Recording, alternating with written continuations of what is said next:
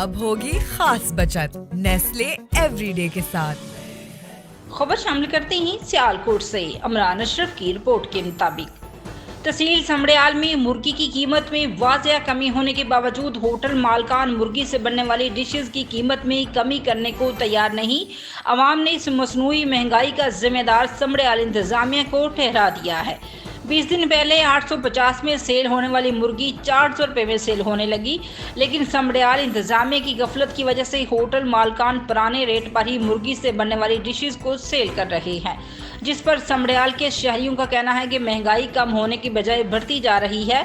जो मुर्गी कढ़ाई और बिरयानी वगैरह हमें आधी कीमत में होटलों से मिलनी चाहिए थी, होटल मालकान इसे सस्ता करने की बजाय इसमें 10% इजाफा कर दिया है।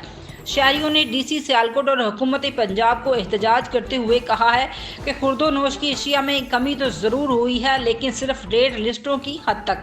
इस पर अमल दरामद करवाने पर मकामी इंतजामिया की मुकम्मल चश्मे पोशी नजर आ रही है।